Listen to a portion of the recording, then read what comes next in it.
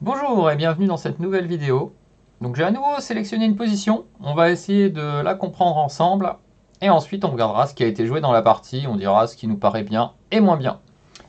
Alors j'ai pris une position assez particulière, une position que vous pourrez voir assez souvent dans on va dire pas mal de parties, ça dépend un peu des ouvertures mais quand même ça revient régulièrement.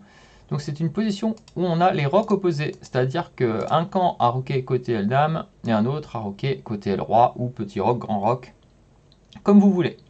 Alors analysons la position. Alors si on regarde la position déjà au niveau du matériel, on peut compter 7 pions blancs, 7 pions noirs, Dame, Dame, 2 cavaliers, Fou, Tour, Tour, Roi, Roi, donc tout est égal au niveau du matériel.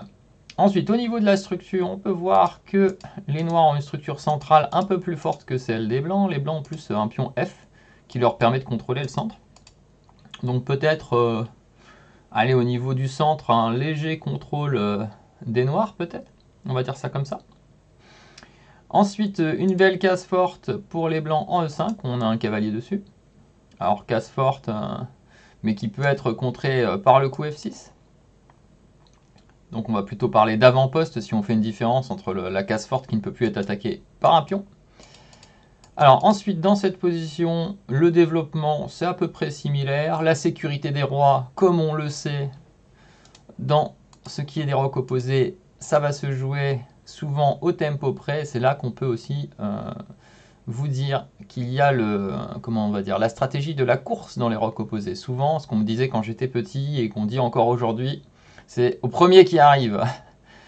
C'est-à-dire quand le centre est souvent bloqué, c'est ce qui va se passer. Là, le centre est un peu plus ouvert, donc on peut dire que c'est un peu le premier qui arrive, mais quand même, au centre, on peut éviter que l'adversaire arrive trop vite aussi. Qu'est-ce qu'on peut dire au niveau des colonnes? Les blancs ont 2 colonnes ouvertes au centre, ou semi-ouvertes, hein, parce qu'il y a un pion toujours adverse. Et les noirs ont une colonne semi-ouverte sur la colonne. C'est directement sur le roi. Donc ici, c'est au blanc de jouer. On va dire que la position après un bilan rapide a l'air plus ou moins équilibrée. Alors peut-être qu'il y a un léger avantage à l'un ou l'autre camp, mais ça va pas être évident de le dire comme ça, sans passer un peu plus de temps.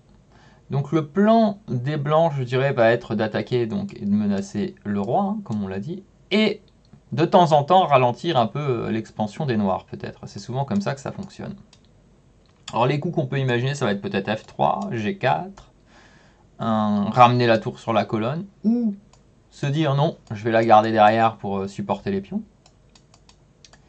Et côté noir, le plan, ça va être certainement pression sur la colonne C, pousser A et B, chasser le cavalier et pousser jusqu'à ouvrir une colonne aussi. Donc vous voyez, c'est les plans très très simples. Donc une fois que je vous ai expliqué ça, je vais réfléchir si j'ai pas oublié quoi que ce soit, je ne crois pas. Je crois que j'ai fait à peu près tout le bilan de cette position. On peut dire que la dame noire est peut-être un peu mieux que la dame blanche. On pourrait donner allez, on dirait que c'est un peu plus facile à jouer pour les noirs, peut-être, cette position. Parce que l'attaque noire paraît très très claire, tour B8, tour C8, B5, B4.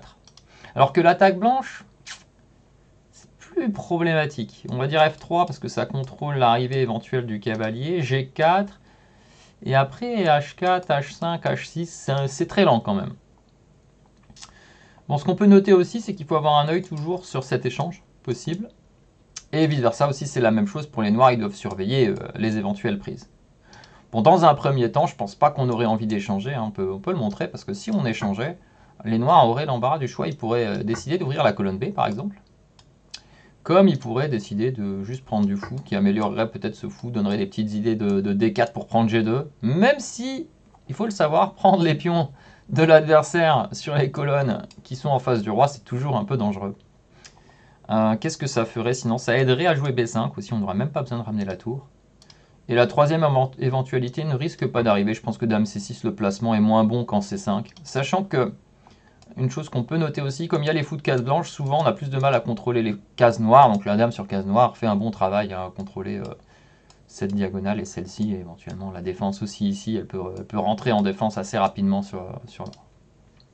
Donc on va regarder ce qui a été joué dans la partie, mais je vous ai donné un peu les plans. Donc on va voir si ça va suivre mes idées. Donc là les blancs, au trait, on jouait cavalier prend D7. Donc ça déjà, si vous commencez à comprendre la position, vous vous dites mais mince, pourquoi il prend? Alors bien sûr, ce n'est pas un mauvais coup, mais on peut le remettre en question parce que ce cavalier était bien plus fort que le fou D7. Bon, ça ne va pas changer trop l'évaluation parce que les noirs devant reprendre, ils ne vont pas aller plus vite que nous dans l'attaque et l'échange n'est pas forcément dramatique. Les blancs ont joué G4. Là, on suit plus ou moins le plan que j'avais. Alors, on n'est plus vraiment obligé, ou disons qu'on n'a plus vraiment envie de jouer F3 parce qu'il n'y a plus de cavalier qui peut bondir en E4. Donc, pour le moment, il n'y a pas de raison de bouger ce pion. Donc, G4, H4 paraît très logique. Les noirs jouent tour FC8, respectent le plan logique dans cette position. A3. Et là, voilà, ça c'est ce que je voulais dire.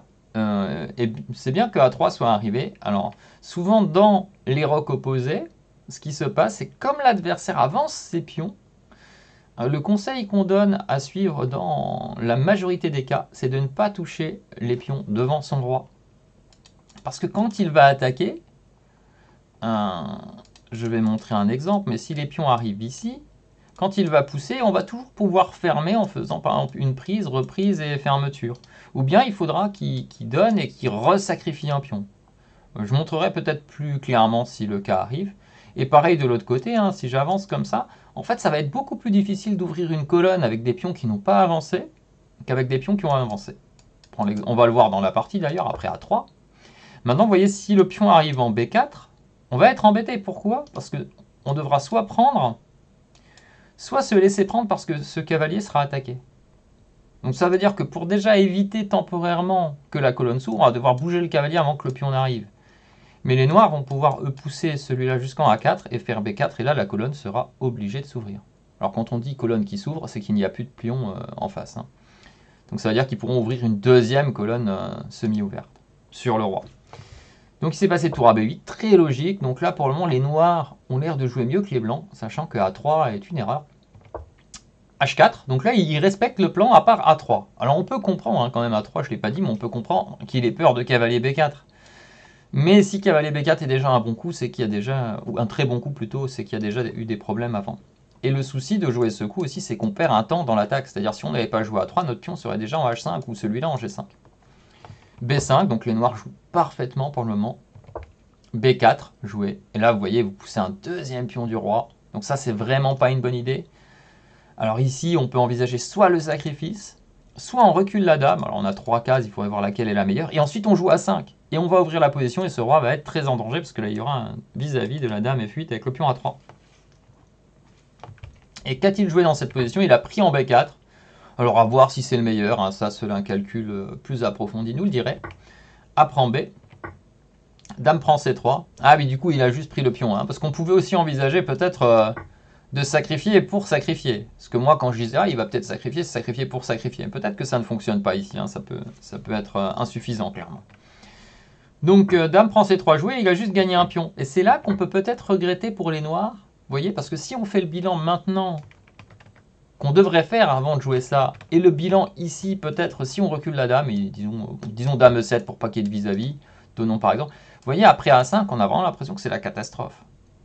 Alors on pourrait se dire oui mais le pion B5 est en prise, mais attention si vous faites K prend B5 A5, attention quand l'ouverture va arriver et que c'est 2 tours sur les colonnes, il ne faut pas hésiter à se sacrifier pour l'activité. Donc j'ai l'impression quand même que K prend B4 est moins fort que la dame qui recule. Prise, prise, prise. Tour prend C3. Et ici, donc les noirs ont une bonne finale avec un pion de plus. Donc on peut dire que quand même il a fait une bonne partie avec les noirs. Et là, est-ce que les blancs, on va juste regarder si les blancs ont réussi à se défendre. Ils ont fait F5, qui est un coup intéressant pour essayer d'ouvrir. Alors on peut donner encore une autre indication par rapport à cette position, c'est qu'on a le rapport fou contre cavalier maintenant. Et donc en finale fou contre cavalier, pardon. Le fou sera toujours meilleur dans une position ouverte avec des pions passés des deux côtés. Pourquoi? Parce qu'il va plus facilement contrôler les cases d'attaque et de défense, alors que le cavalier, lui, va être cantonné à une seule action souvent, hein, parce qu'il se déplace beaucoup moins vite d'un bout à l'autre de l'échiquier. Cavalier E5 pourrait être un coup ok. Alors on aurait pu se poser la question si E5 était possible. Hein. Parce que là, vous voyez, on a le duo de pions et on peut à un moment avancer et ça va être assez facile de les défendre. On peut défendre comme ça pour défendre celui-là. Celui-là doit se défendre au moins avec KB6, peut-être en poussant même. Ok, donc là, certainement quelque chose de manqué. Cavalier E5, prise E6, prise E6. Le cavalier peut toujours prendre en D3, donc tour E1 n'est pas vraiment une menace. G5. Les noirs ont pris. On a un pion de plus en finale de tour. Bon, là, on va au-delà de ce qui nous intéresse, donc on va s'arrêter là pour cette vidéo.